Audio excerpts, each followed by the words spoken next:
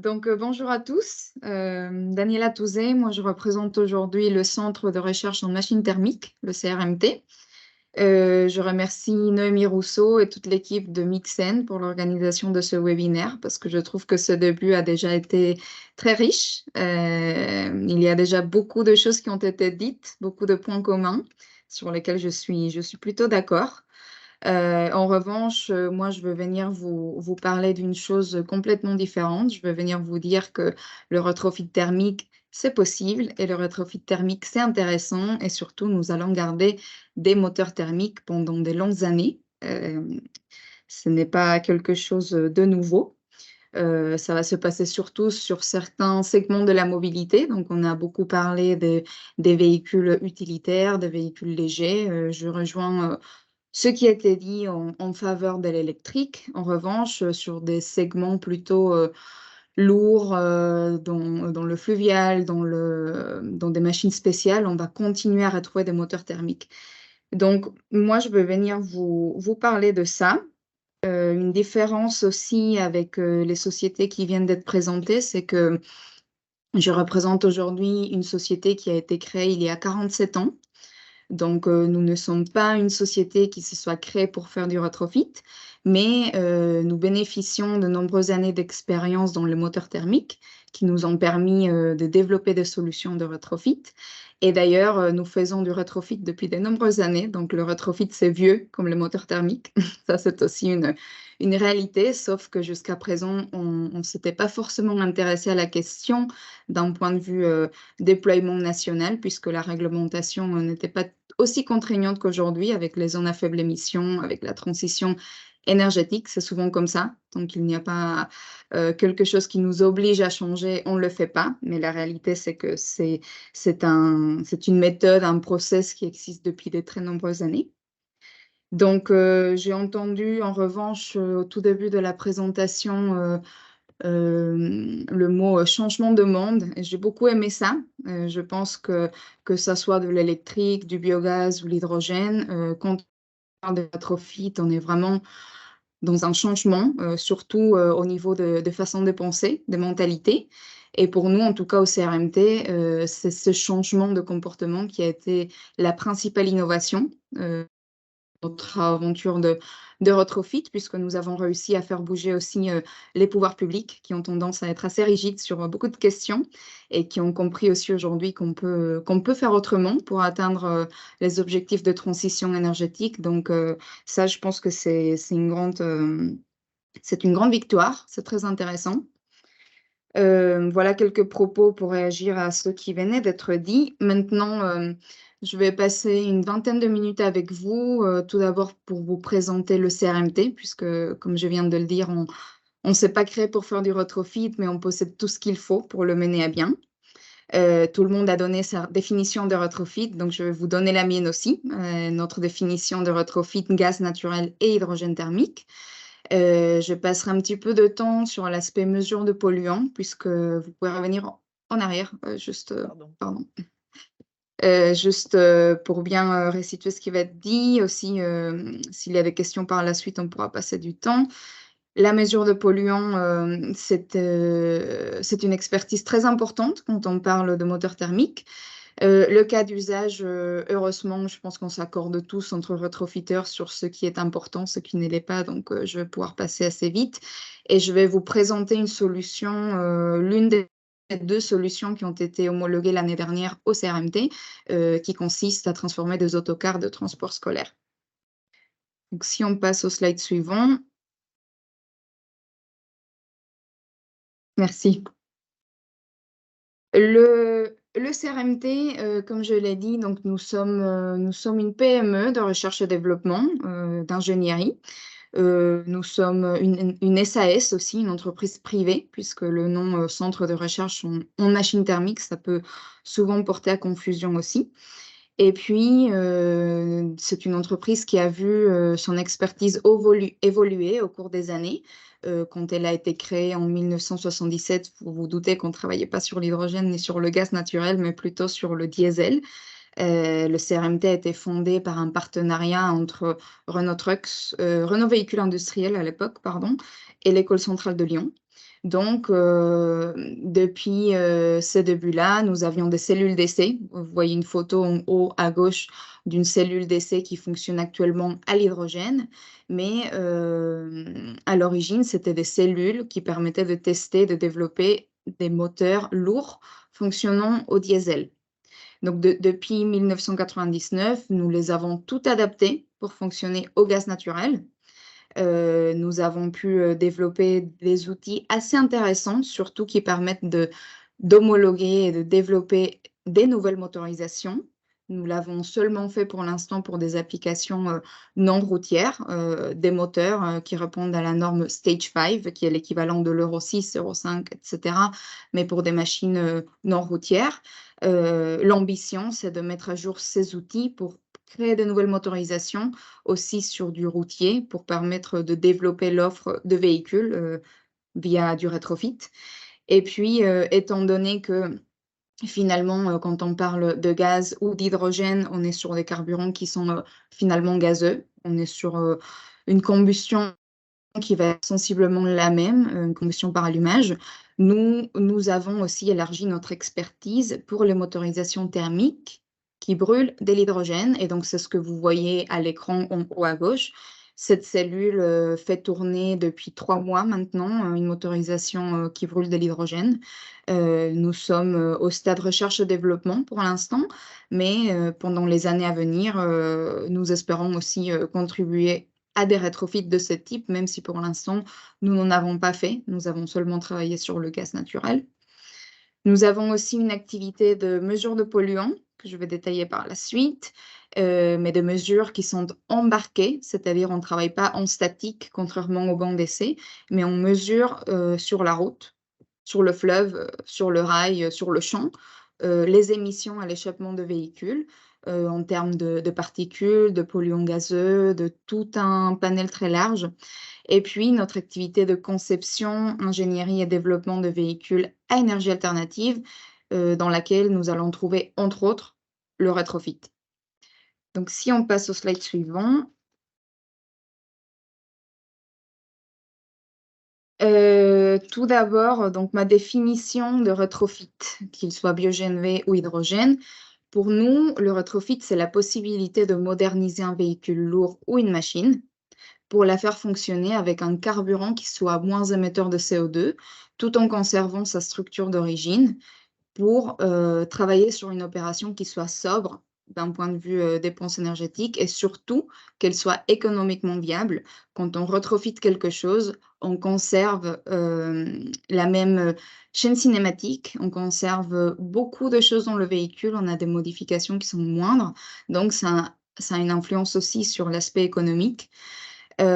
Après, historiquement, quand je dis que le rétrofit, c'est vieux comme les moteurs thermiques, c'est puisque au CRMT, nous avons développé des solutions depuis de nombreuses années, des solutions que nous appelons rétrofit en première monte. Donc, ça veut dire nous travaillons directement avec les constructeurs des véhicules ou des moteurs pour développer de nouveaux véhicules ou de nouveaux moteurs qui fonctionnent au gaz naturel. Alors, cette possibilité, ça offre beaucoup de flexibilité, puisqu'on est capable de concevoir vraiment quelque chose de manière très précise et qui réponde exactement à l'objectif attendu. Alors que quand on parle de retrofit deuxième monte, donc c'est le retrofit tel qu'on l'entend actuellement lors de ce webinaire, sur des applications qui sont déjà existantes, qui ont déjà roulé, qui ont déjà fonctionné, on va plutôt se confronter à des limites qu'il va falloir surmonter, puisque, on va devoir trouver de la place, on va devoir faire avec ce que nous avons à notre disposition. Donc c'est très intéressant, mais effectivement, ça pose aussi d'autres questions et notamment, ce travail avec les constructeurs, pour obtenir l'homologation. Je rejoins ce qui a été dit par GRDF. Au CRMT, les travaux que nous avons menés se font directement avec les constructeurs, nous ne souhaitons pas forcément faire autrement. Ça facilite beaucoup de choses et ça nous permet de travailler dans des conditions optimales. Mais pour un déploiement à plus grande échelle, c'est sûr que ça pose quelques problématiques. Donc vous avez, du côté droit de la présentation, quelques exemples pour illustrer ces 2 approches que nous pouvons avoir au CRMT. Vous avez tout d'abord en haut un tracteur agricole et une balayeuse de voirie qui ont été rétrofités du point de vue moteur. Donc CRMT possède son propre système de contrôle moteur. C'est la pièce maîtresse quand on veut parler de retrofit moteur. Le fait d'être propriétaire de cette pièce nous permet de concevoir, de mettre au point, de développer des moteurs pour des applications qui sont vraiment très diverses. Et nous faisons ça dans nos locaux, dans la cellule d'essai que vous venez de voir avant. Donc ces 2 exemples, ils ont été faits de cette manière-là, en plus du travail qui est nécessaire autour du véhicule pour installer les réservoirs, pour mettre les lignes gaz, pour installer tous les systèmes de sécurité et de surveillance qu'il faut, puisqu'en fin de compte, on doit respecter le code de la route, on doit livrer un véhicule qui soit fonctionnel et qui réponde à toutes, les réglementations nécessaires. Donc en fait, le retrofit, c'est beaucoup plus qu'un véhicule et un moteur. C'est pour ça que j'ai mis la petite phrase en bas. Ça nécessite vraiment des connaissances qui sont très spécifiques en termes de sécurité, en termes de manipulation des gaz haute pression, de fuite, de température. On n'a pas beaucoup parlé du confort thermique, mais ça fait partie des choses qu'on regarde, qu'on connaît. Et ça nécessite aussi surtout des compétences en intégration des systèmes, codage. Et ce sont des compétences que nous avons en interne avec notre bureau d'études, notre équipe d'ingénieurs pluridisciplinaires qui arrivent, sans rentrer dans des technicismes, à traduire des informations existantes diesel sur un véhicule pour qu'elles puissent communiquer avec les nouvelles informations qu'on vient donner au véhicule, des informations gaz naturel ou hydrogène. Donc j'image vraiment de manière globale, mais c'est comme ça qu'il faut le voir. Quand on retrofit quelque chose, il faut arriver à interfacer des sous-systèmes qui ne sont pas forcément prévus pour travailler ensemble. Et ça demande vraiment une connaissance très spécifique au niveau de l'intégration des systèmes. Vous avez aussi un autre exemple de retrofit par transformation moteur et véhicule aussi, mais cette fois-ci sur de l'hydrogène. Donc je l'ai dit, l'hydrogène finalement, les moteurs hydrogène plutôt, ce sont des moteurs qui sont dérivés du gaz naturel. Donc actuellement, nous travaillons sur la transformation d'un premier moteur diesel pour du 100 hydrogène dans nos locaux avec le constructeur Caterpillar. Donc c'est un projet qui a pour ambition de mettre sur le marché des premiers prototypes fonctionnels, des pelles, des grues à pneus, excusez-moi, que vous voyez à l'écran, en 2024. Donc c'est à venir, mais nous travaillons déjà dessus, donc c'est très intéressant.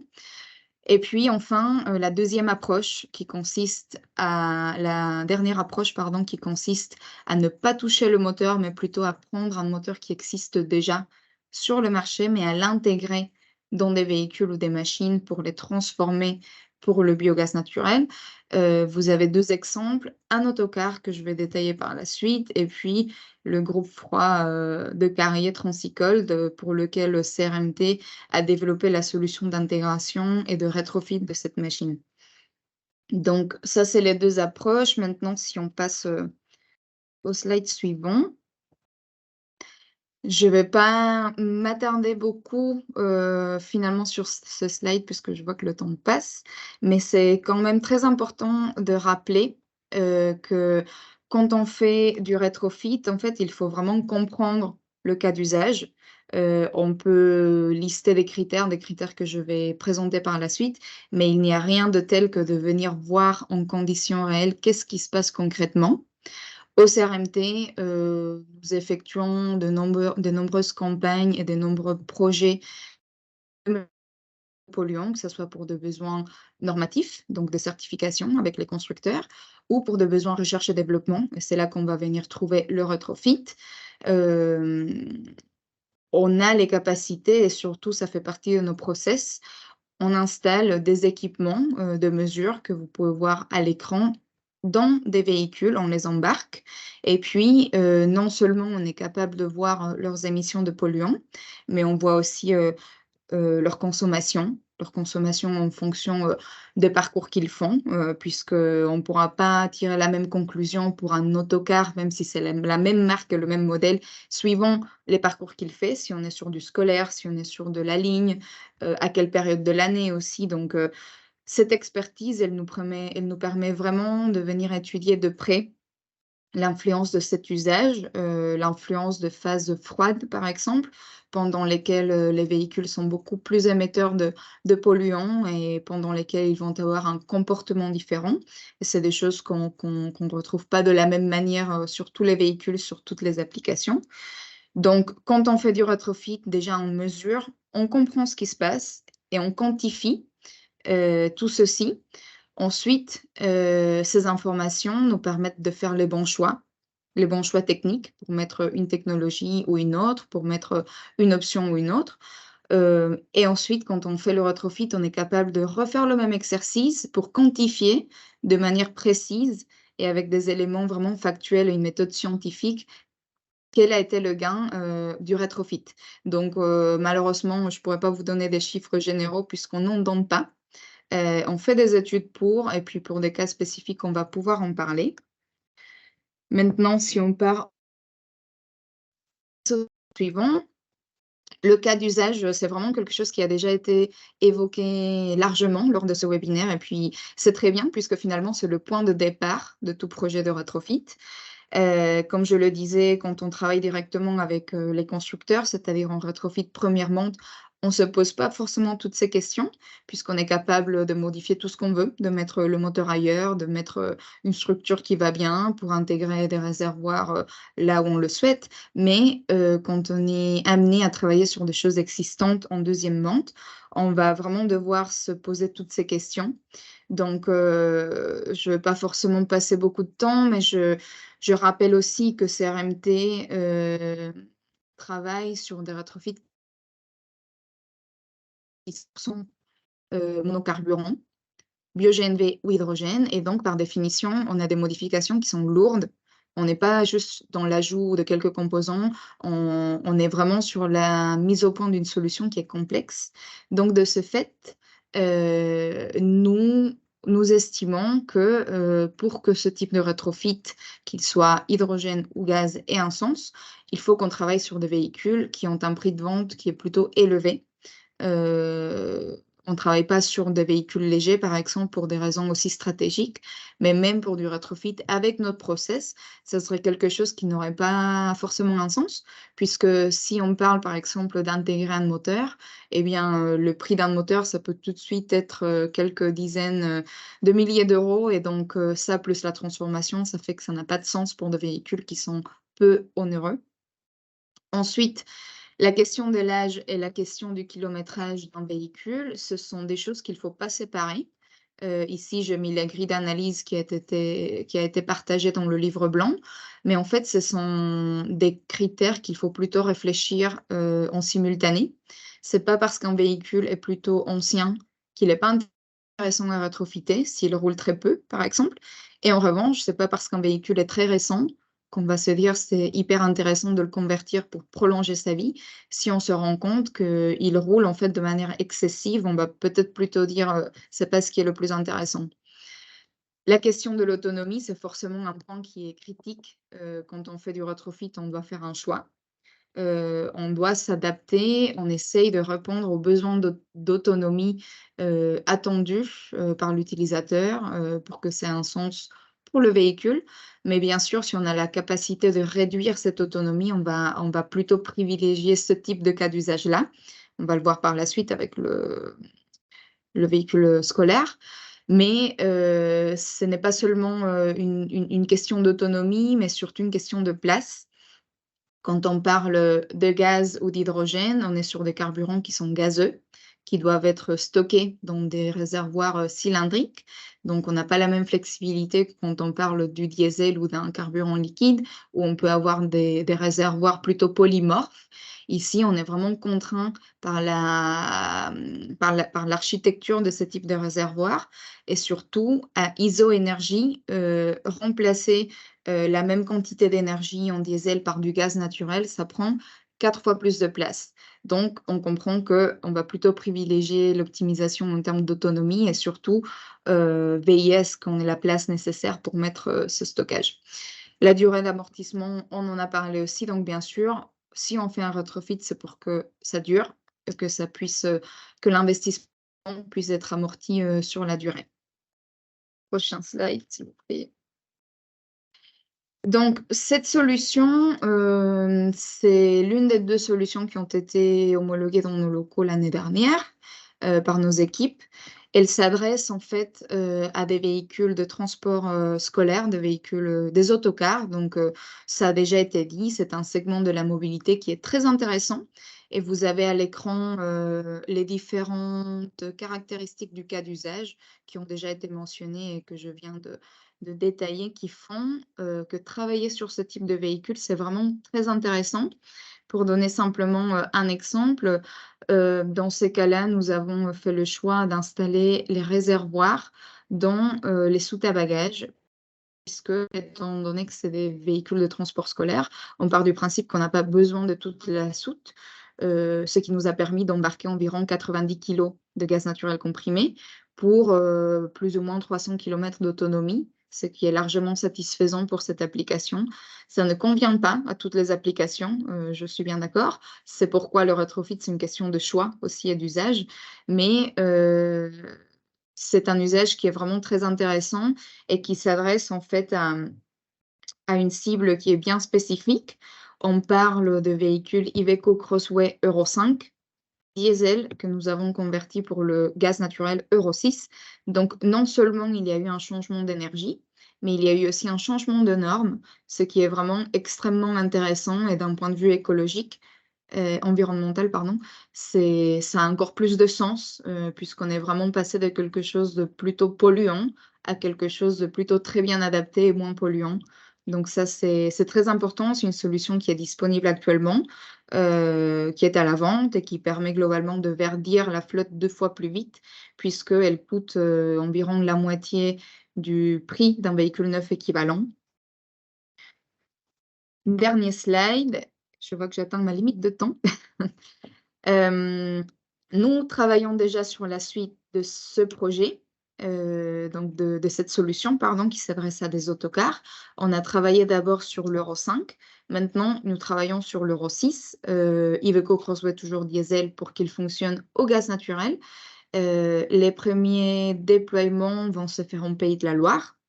Nous travaillons aussi sur l'hydrogène, comme je l'ai présenté. On étudie la transformation du moteur C4.4 pour la pelle sur pneus. En 2024, on espère voir le premier prototype. Et puis, on voit surtout beaucoup de sens et beaucoup d'intérêt, des projets dont je ne peux pas forcément parler aujourd'hui, mais qui viendront sur des applications non routières. Donc, j'ai parlé de la norme Stage 5. Il ne faut pas oublier que le secteur fluvial, par exemple, des machines spéciales, elles ont aussi des contraintes pour la transition énergétique. Les bateaux, ils rentrent aussi en ZFE, donc on peut se poser la question de est-ce qu'ils sont concernés par les ZFE? Est-ce qu'ils le seront demain? Donc nous, on travaille sur ce type de choses. S'il faut retenir trois idées clés de tout ce que je viens de dire, je dirais tout d'abord, retenez que le retrofit, ça demande des compétences qui sont vraiment spécifiques. Nous avons ces compétences en interne pour développer des prototypes fonctionnels et pour les homologuer. En revanche, nous ne sommes pas une société de production, donc c'est là où je fais appel aussi à la filière pour arriver à ce que ce type de solution se déploie. Il faut travailler avec les acteurs du recyclage de composants, avec des ateliers qui pourraient faire le relais pour intégrer nos kits, nos solutions.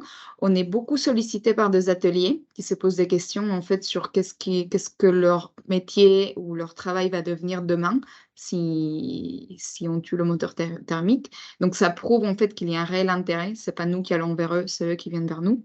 Je ne parle même pas de la question de la production du carburant parce que c'est l'aspect clé de toutes ces questions du retrofit, que ce soit l'électrique, l'hydrogène, le gaz. Il faut qu'il y ait aussi une part de carburant renouvelable qui se développe.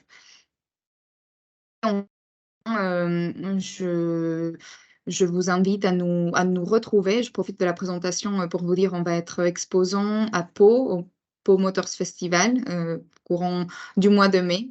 Donc, on va présenter le rétrofit hydrogène et gaz naturel avec plutôt une approche B2C, un grand public. On va se faire plaisir aussi, on va aller voir le circuit. Et ensuite, à Saint-Étienne, on y sera aussi pour présenter le tracteur et puis animer aussi de tables rondes sur le sujet. Merci beaucoup Daniela.